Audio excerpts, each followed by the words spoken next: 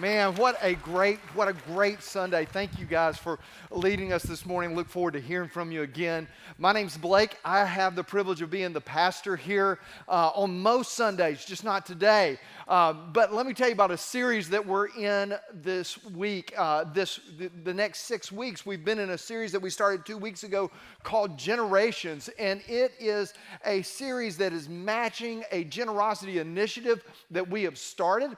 And that generosity initiative is about being generous toward the good news of Jesus Christ as well as the next generation. And we've got several tools that are accompanying this initiative. The first of which is a personal journal. If you've not picked up your personal journal, we gave it out 2 weeks ago. There's one available for every family. You can pick it up in the lobby before you leave today. You'll be using it today if you have already gotten yours. The other thing we did last week is we handed out keychains that were made by our children, right?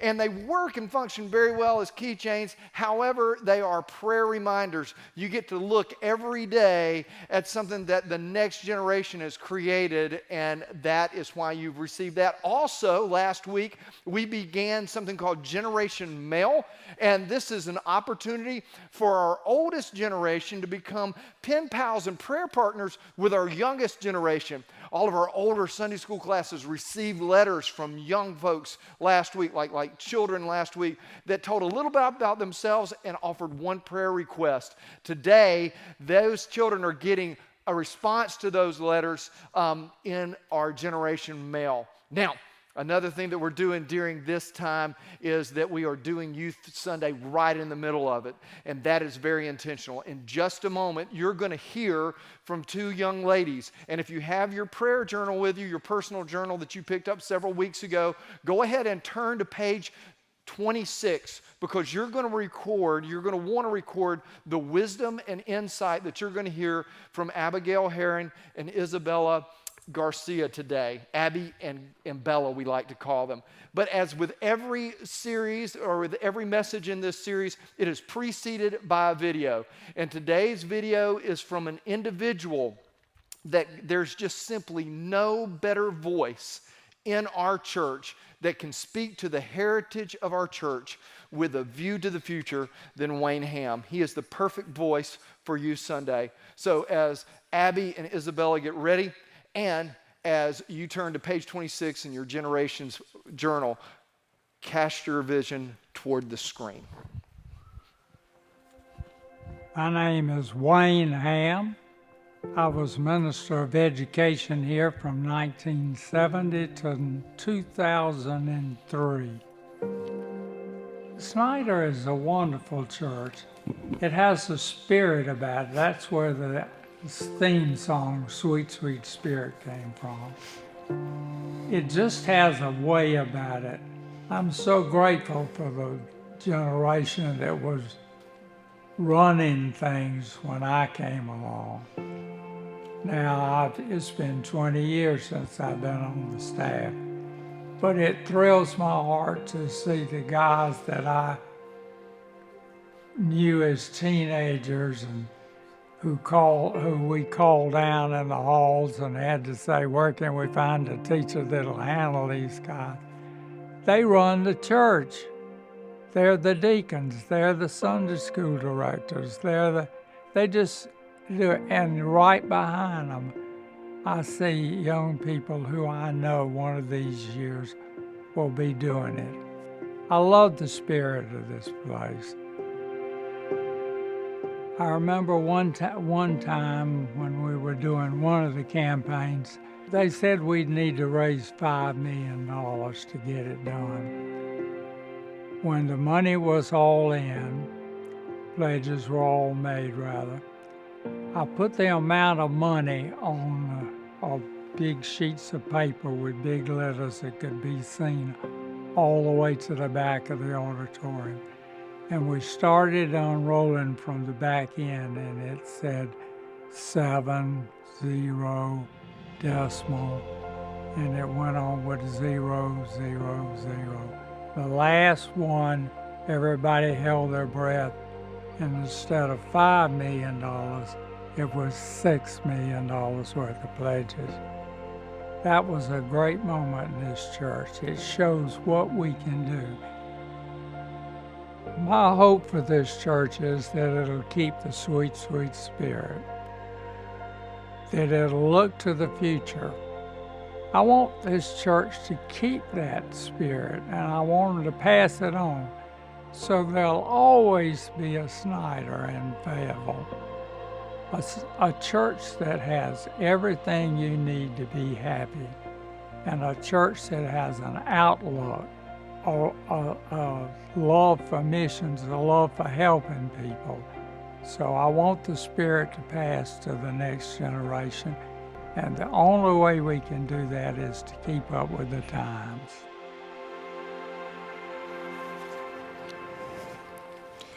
Good morning and welcome to Snyder. We are so happy that you are here today and are so pleased that you would come and worship with us. I'd like to say a quick thank you to everyone who's been involved with making Youth Week possible, all the students that have put in a lot of work to be here today and to make worship a success, and to all the leaders that make days like today possible. Thank you so much. We cannot do it without you. So, hi, for those of you who don't know, my name is Abigail Herring, and I'm currently a senior at Terry Sanford High School. And I have had the blessing and honor of growing up here at Snyder.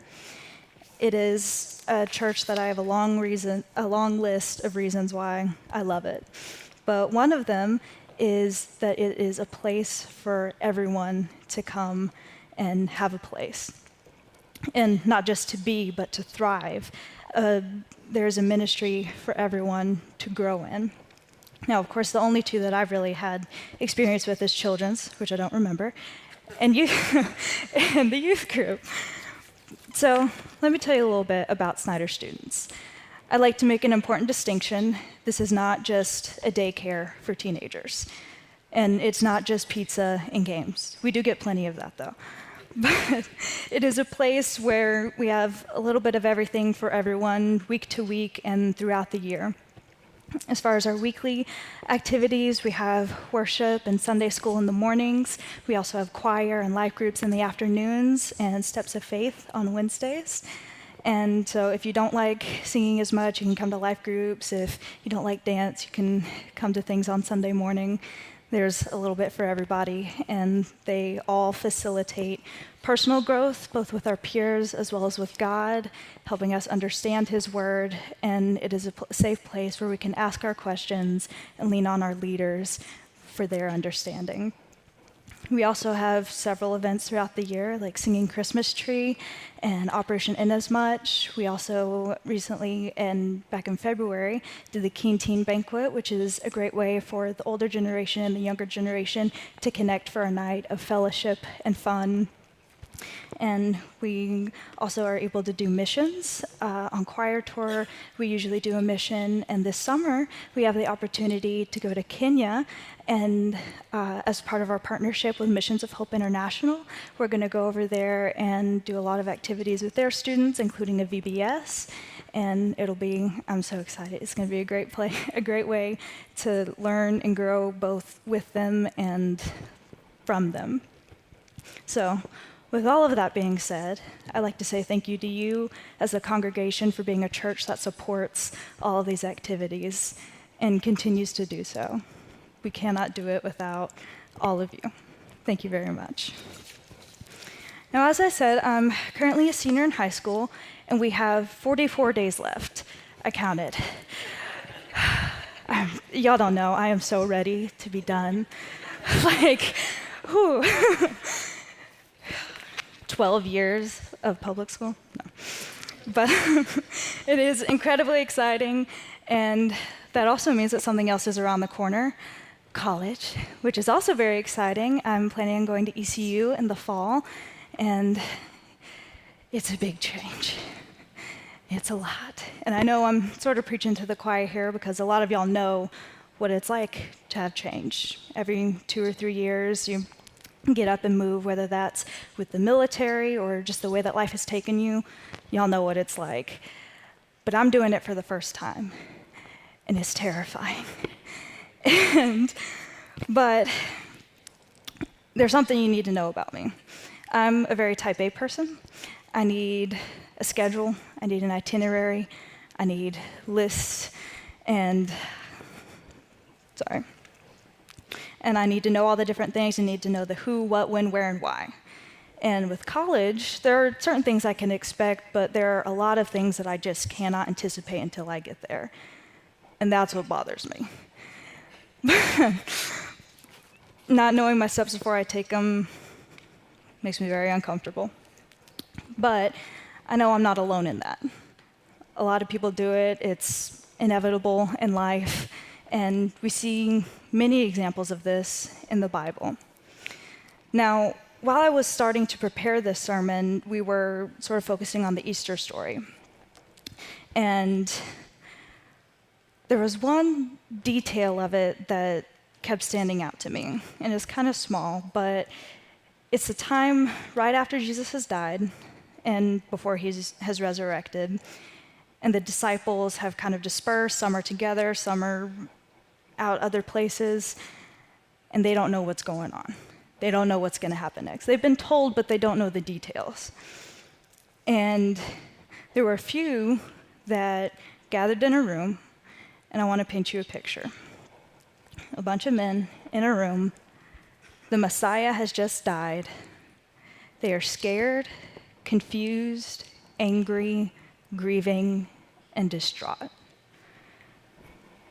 They don't know what's going to happen next. But God does. And they have to lean in and trust and know that it's going to be okay, even when it doesn't look like that is ever going to be possible. But God has a plan that he has been working on for hundreds of years before this moment. He has been working behind the scenes, putting people and things into place at exactly the right time, and is going to execute with precision, and he does. He, through nail-pierced hands, gives us salvation through a perfect sacrifice and just beyond anyone's belief, executes it perfectly without expectation. In reflecting on this story, there were two things that sort of popped out at me.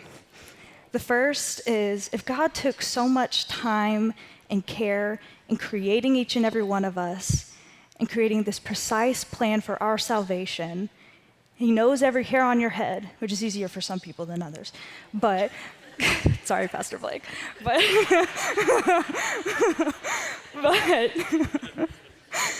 but he's so particular about everything.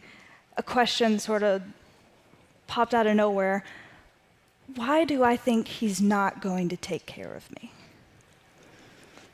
He loves us so much that he would do all of this so that we can go and do great things, so that we can go and fill the Great Commission. Why do I think suddenly now he's going to just back up and she can take care of it? Because I can't. He's not. He loves us so much. And we have to trust him because he's a God worth trusting. So the second thing that popped out at me, I'm sorry, I skipped something. One of the verses that I usually lean on whenever I'm feeling frantic about stuff is 1 Peter 5:7. Cast all your cares on him, for he cares for you. Just that sums it right up. We have a God that loves us, and we need to lean on him. So the second thing that popped out on me is the way that the disciples came together. In their moment of panic, they leaned on each other's shoulders and tried to make sense of it all. And as far as relying on each other goes, I think Snyder has done that very well over the years. From what I've observed, Snyder, from its roots, has been a church with a tight-knit community and a place for everyone to come and gain understanding and ask for help and lean on one another. And we've done that since the beginning, as Wayne Ham explained. Back then, there was change and they had to get through it, and the generation prepared us for right now. And we need to continue to do that. And I know it's a little uncomfortable talking about the Generations campaign. It's an uneasy topic, talking about money and change, something we don't really want to hear about. But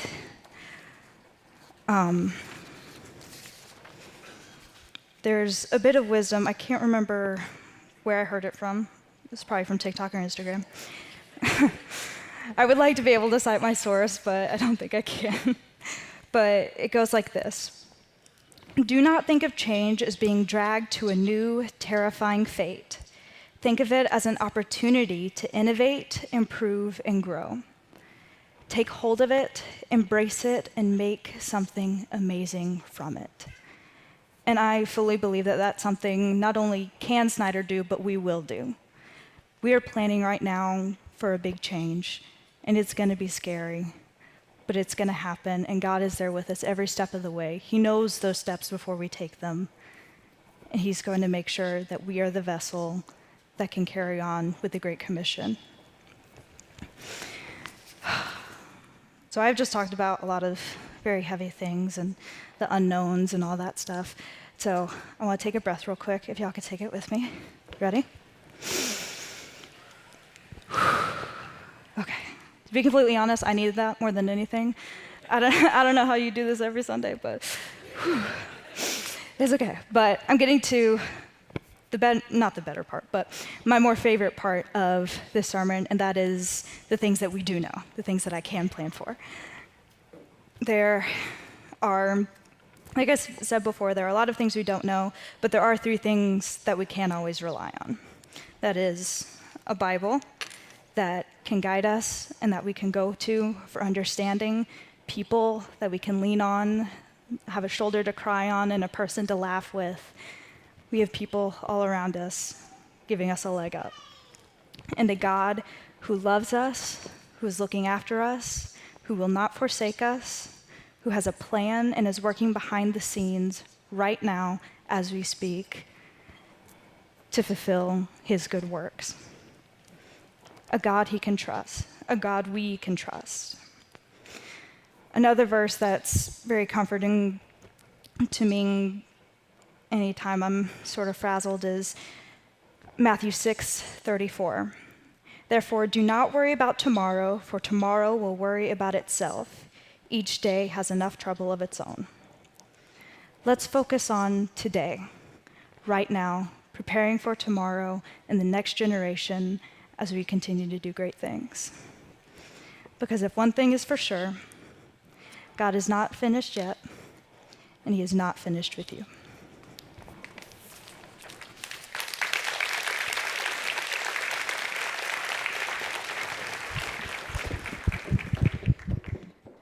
Good morning. Happy Sunday.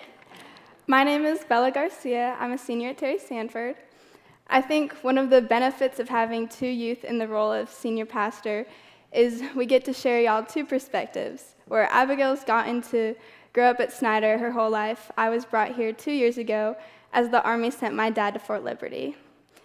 And I feel as though most times I come up to talk, somehow or somewhere in my story, I end up talking about how impactful my move from Colorado to North Carolina was. And before, I used to think this was a boring and basic anecdote that every military child uses to get into college.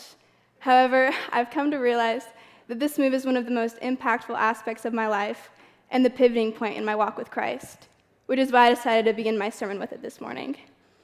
And you know what? Whether or not it's a boring or basic anecdote, it did in fact get me into my dream college.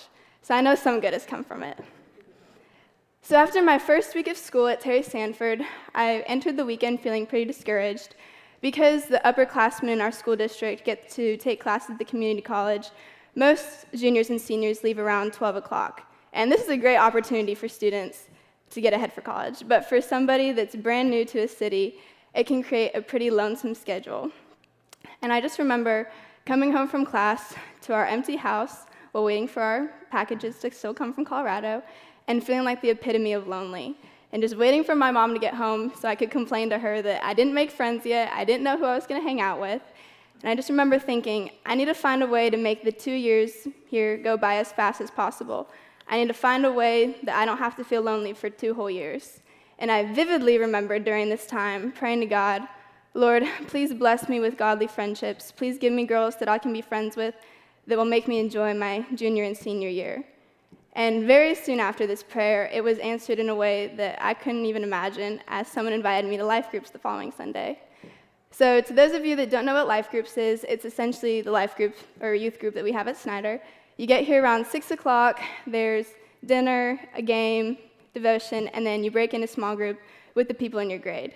So I entered my first life group knowing 2 familiar faces, but as I began talking with the girls in my life group with my leader, I instantly felt comfortable with them and felt like I'd known the sweet Snyder girls forever. And I left that life group finally feeling as though I had met the girls that God had called to be friends with me, that I had finally felt the godly friendships that were going to be blessed with in my time here. And I cannot tell you how relieved I was that following day when they invited me to lunch. I can confidently say that one of the main reasons for this strong bond that I've grown with them is because of our combined and intertwined relationship with this church. I think what instantly enhanced my bond with these people was that most things they invited me to had to do with Snyder. This was the first time in my life where someone was inviting me to church. It wasn't me saying, come to church with me, come to youth group. Instead, these girls were saying, come join youth choir, come to praise band, come to Sunday school. And before I knew it, not only did I attend Sunday morning service, Sunday school, and life groups, but I was a part of youth choir, praise band, Steps of Faith, student leadership team. I mean, these people had grown up together their entire lives and known me barely a month, and they still invited me into almost every aspect of their life.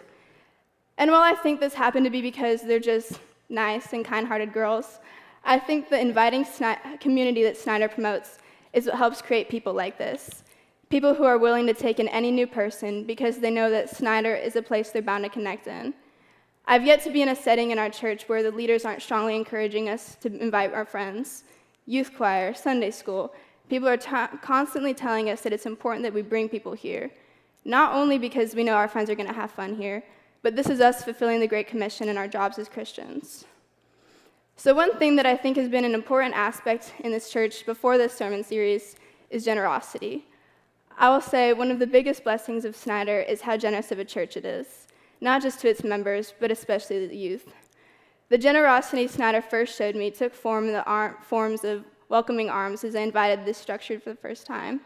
But it soon took form in the wisdom that people have imparted on me during my time in this church, from the words of wisdom from the people in my life group and my leaders that they've imparted on my life. And finally, this generosity has given me the enormous blessing of sending me to Kenya this summer, where I'll experience a first-hand account of what the generosity of this church looks like in a different setting. And while Snyder is the structure of the church is the people, and without the generous people that make up Snyder, we don't accomplish any of the beautiful things that make it its generous setting. And we do these things because we were forgiven by so much. For forgiveness of much should result in loving to the same regard. And with that, this morning, I want to spend time in the book of Luke, where there is a perfect example of what it looks like to love by much, because one was forgiven by much. So this morning, I'll be in Luke chapter 7, if you'd like to follow along with me, and it's the story of this sinful woman pouring perfume onto the feet of Jesus. So to help envision what this looks like, the Pharisees have invited Jesus over for a dinner party, basically, and Jesus sits down at the head of the table, and as he's sitting there with the Pharisees, a woman walks by who Luke describes as had lived a sinful life, and sees Jesus. Without any invitation or regard to the fact that she wasn't invited, she comes into the house and does not sit at the table, kneels in front of Jesus, and begins weeping. What I want to know is what she's weeping about. What is she crying? But instead, we don't know. She takes her hair, wipes Jesus' feet, and then takes her perfume and just pours it on him. Now, this story is told in a fairly dramatic way, and I think Luke does this to express how powerful it is what this woman does, and why it's important that we follow in the same manner.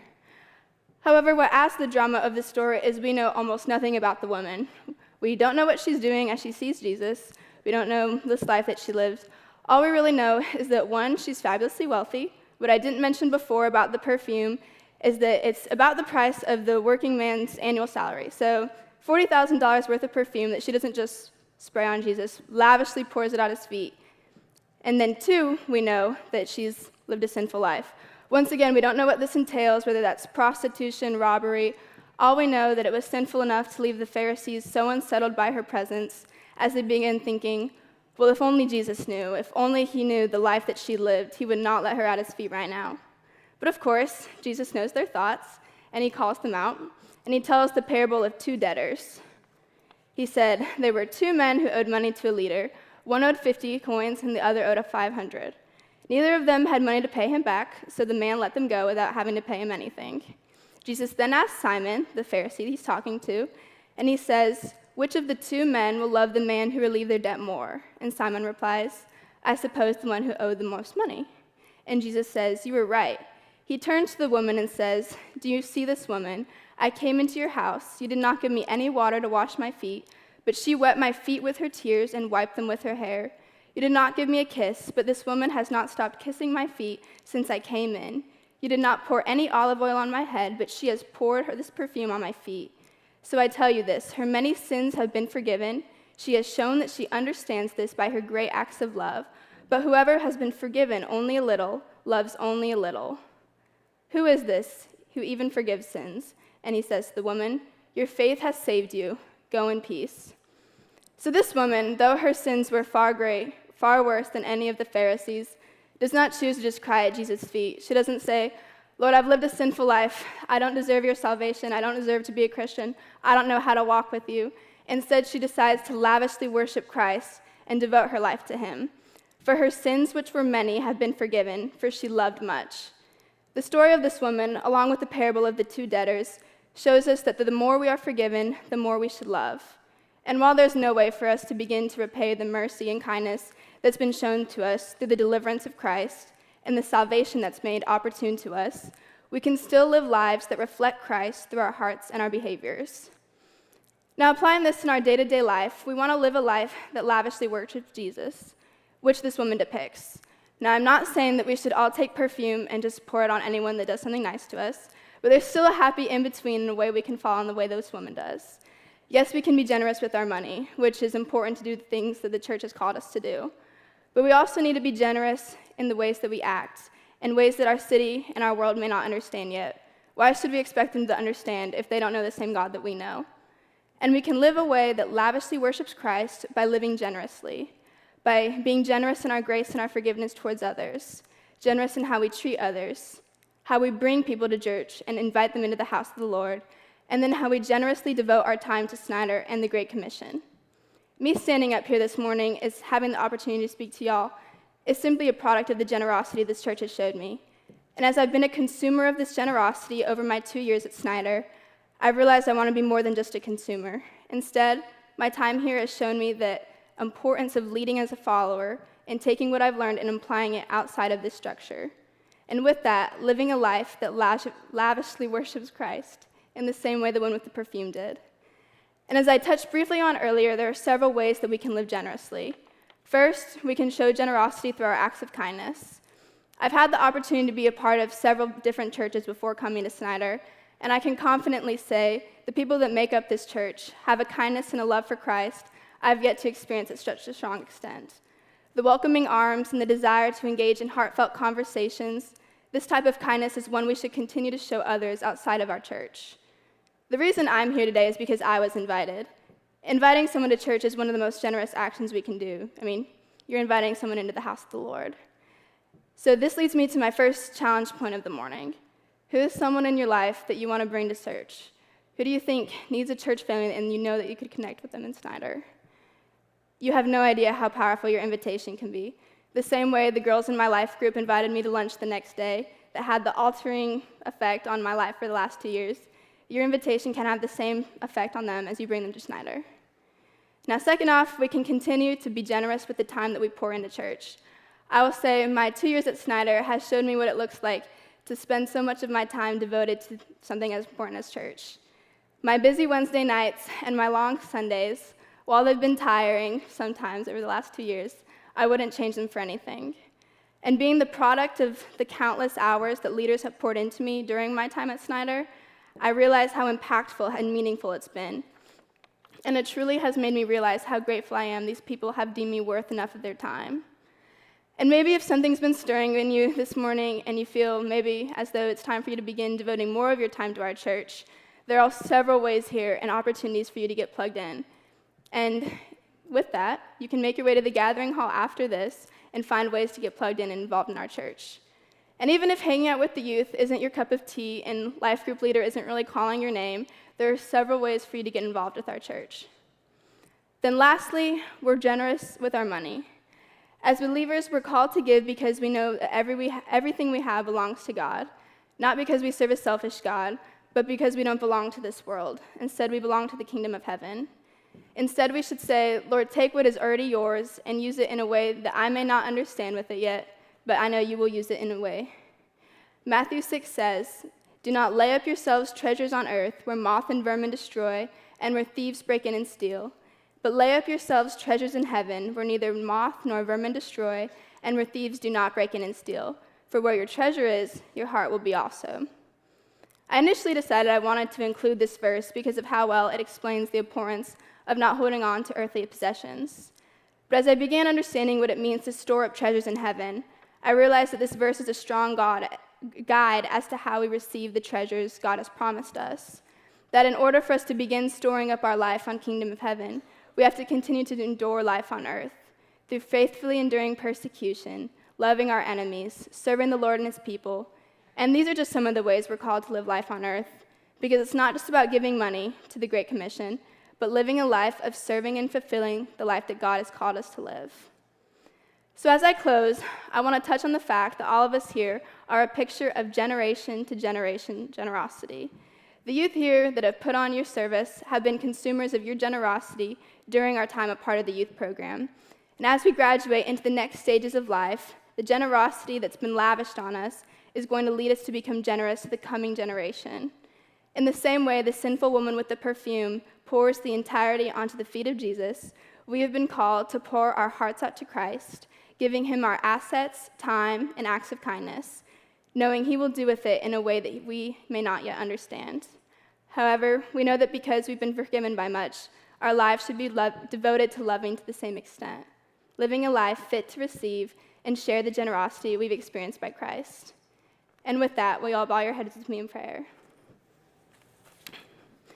Dear Lord, today we've had the opportunity to use the gifts you've given us to put together this service in the hopes of being more than just consumers in this place of worship. Lord, I pray that as we enter the new stages of life, we take what we have learned here and live lives that are devoted to pleasing you. Please continue to teach us how to live generously as we put to use the gifts you've given us, as we give you our time and assets. I pray you remind us that we may not yet understand the path that you have put us on, but bring us comfort through these times of change. Lord, lead us to live generously and love others the way that you have loved us. I pray all these things in your name. Amen. So as our time together this morning begins to come to an end, if you've yet to experience the generosity of Jesus, God has sent his son to have a connection with you. And if you would like to learn how to have this connection, Pastor Blake and Abigail will be down at the front during this song. Even the person that brought you here today can have this conversation with you about how to have a relationship with Christ, and I know nothing would make them happier. If you are already a follower of Christ and want to join the membership of our church, this invitation is for you as well. With that, let's stand and sing as we respond.